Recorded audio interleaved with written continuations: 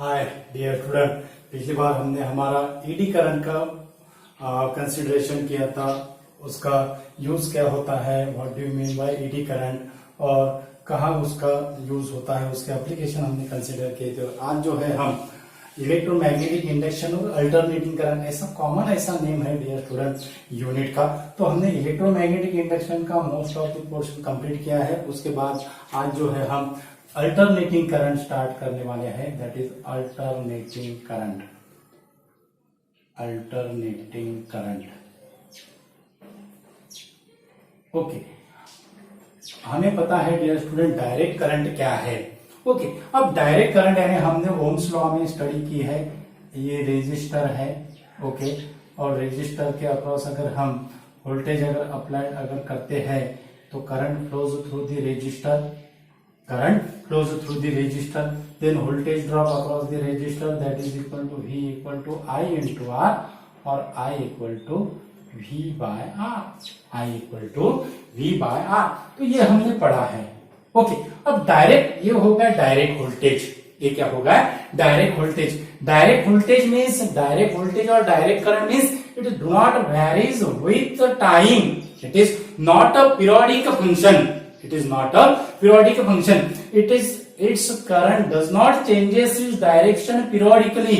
okay, तो उसके लिए डायरेक्ट करंट के लिए फ्रीक्वेंसी की वैल्यू क्या होगी? 0। Means direct current not possesses the frequency, direct current not possesses the frequency. लेकिन अल्टरनेटिंग करंट क्या है? अल्टरनेटिंग मीन्स उससे हमें पता चलता है कि alternately changes, means alternating current is magnitude of the current changes continuously, magnitude of current varies with respect to time, magnitude of current varies with respect to of time, means it is the periodically varies with the time। alternating current or alternating voltage varies periodically with the time, और वो जो alternating current है it changes इस direction, it changes इस direction. वो current और EMF जो है अल्टरनेटिंग ईएमएफ और अल्टरनेटिंग करंट, इट चेंजेस इस डायरेक्शन, इट रिवर्स इस डायरेक्शन, इट्स रिवर्स इस डायरेक्शन पीरियोडिकली। ओके, तो अल्टरनेटिंग करंट जो है, अल्टरनेटिंग करंट जो है, डायरेक्ट करंट और अल्टरनेटिंग करंट में क्या डिफरेंस होगा?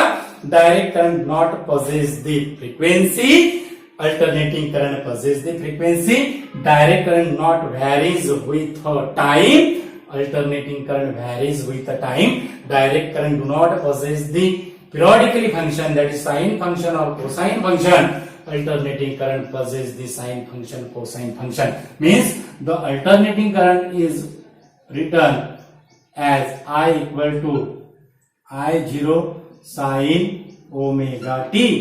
अब ये I और ये I0 में क्या डिफरेंस है? ये I और ये I0 में क्या डिफरेंस है? ये I को हम इंस्टेंटेनियस करंट कहते हैं, इंस्टेंटेनियस करंट कहते हैं, it is the instantaneous current.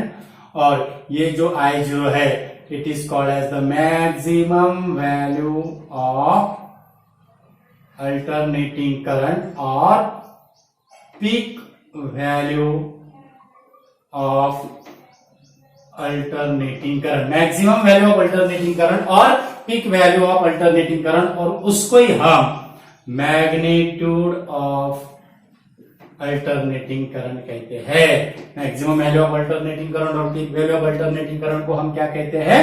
Maximum value of alternating current. ये जो ओमेगा जो है, omega is the angular frequency, angular frequency, और ये जो टी है it is the instant time.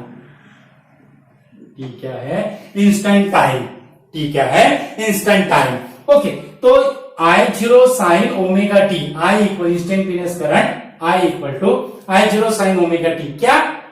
Alternating current और अल्टरनेटिंग वोल्टेज का सिर्फ साइन फंक्शन में ही लिखते हैं क्या? It is also written in terms of, it is also written in terms of cosine, that is I equal to I0 cos omega t। I equal to I zero cos omega T same रहेगा। अब angular frequency जो है उसका relation क्या होगा, omega that is equal to 2 pi by T. T क्या है, अब टी क्या है, अब इसके अगर हमें alternating current, it is a sinusoidally waves passes, ये कौन सा अल्टरनेटिंग करंट कौन सी वेव्स पजेस करता है, सिनोसाइडली वेव्स क्या करता है, पजेस करता है। ये हो गए उसकी मैक्सिमम, ये हो गए उसकी मिनिमम, ओके, ये हो गए जीरो, ये हो गए अल्टरनेटिंग करंट की वेव्स निकालते हैं हम।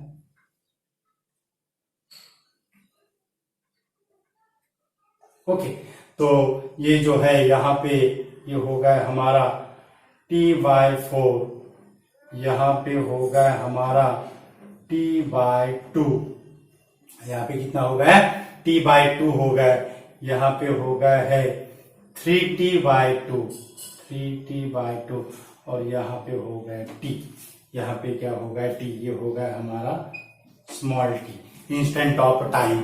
ओके, तो T यानी time taken by the waves to complete one oscillation, this time is called as the periodic time और time period of the wave. Okay, तो उसका जो रिलेशन होगा omega equal to 2 pi by T और that is equal to 2 pi F, that is equal to 2 pi F. F क्या है, F is the frequency of alternating current, और alternating current क्योंकि alternating current most of the electric power is generated on the basis of or in the form of the alternating current. Most of the power in the world generated in the form of alternating current, in the form of alternating current. So alternating current की जो frequency है हमारे इसमें, तो वो कितनी है India में फ्रीक्वेंसी जो है, that is the 50 hertz. So उसकी एंगुलर फ्रीक्वेंसी कितनी होगी, 340 radian per second, 314 radian per second, 314 radian per second.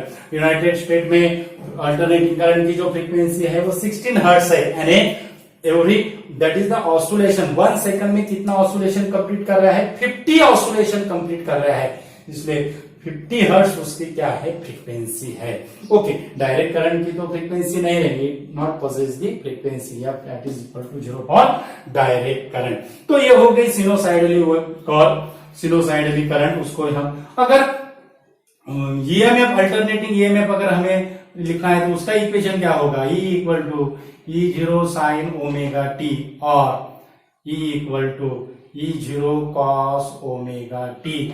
Same है डियर स्टूडेंट, E0 यानी maximum value of alternating EMF कहेंगे हम यहाँ पे, उसको पीक वैल्यू ऑफ ईएमएफ कहेंगे, और E equal to E0 sine omega T AC generator का प्रिंसिपल है। जो अल्टरनेटिंग ईएमएफ एसी जनरेटर में इंड्यूस होता है उसको हम ये इक्वेशन से लिखते हैं, E equal to E0 sine omega T. Okay, अब एसी सोर्स का सिंबल क्या है, what is the symbol of AC source, AC source कैसे सिंबॉलिकली कैसे डिनोट करते हैं, एसी सोर्स का सिंबल ऐसा है dear student, it is the symbol of AC source, it is the symbol of AC source. तो ये हो गए साइन फंक्शन। अब कोसाइन फंक्शन कैसा होगा, कोसाइन फंक्शन, कोसाइन फंक्शन जो रहेगा, कोसाइन कर्व क्या करेगा, ओबे करेगा, कोसाइन कर्व ऐसी रहेगी, कोसाइन कर्व जो है वो ऐसी रहेगी, ये हो गई कोसाइन। अगर इसको अगर हमने कहा I0 कॉस ओमेगा टी, ये हो गई I0 साइन ओमेगा टी, यहाँ पे कैपिटल ऐसे भी लिख सकते हैं dear friend. Okay, I equal to I0 यहाँ पे ऐसे, okay, I equal to I0 sine omega T, I equal to I0 cos omega T. तो ये हो गई कोसाइन कर्व, करंट की कोसाइन कर्व, तो 0 कॉस ओमेगा टी यहाँ पे होगा कंप्लीट टी। ओके, तो इस तरह से ये जो है अल्टरनेटिंग करंट और अल्टरनेटिंग ईएमएफ, उसको हम अल्टरनेटिंग वोल्टेज कहते हैं। तो बेसिक ऐसा है डियर स्टूडेंट अल्टरनेटिंग करंट का और अल्टरनेटिंग ईएमएफ का। उसके बाद ये जो बेसिकली बेसिक ऐसा वीडियो है, बेसिक इंफॉर्मेशन है। ऐसा जो हाफ साइकिल जो रहती है, ये हाफ साइकिल रहती है ऐसी, ओके, यहाँ पे पॉजिटिव रहेगी और यहाँ पे क्या रहेगी, निगेटिव रहेगी। अगर अल्टरनेटिंग ईएमएफ की वैल्यू है तो ईएमएफ की वैल्यू पॉजिटिव रहेगी, यहाँ पे निगेटिव रहेगी। करंट की अगर है तो यहाँ पे पॉजिटिव रहेगी, यहाँ पे निगेटिव रहेगी, और यहाँ पे जीरो, यहाँ पे जीरो, और यहाँ पे भी जीरो। तो सिंपल ऐसा वीडियो है डियर स्टूडेंट, बेसिक ऐसा वीडियो है।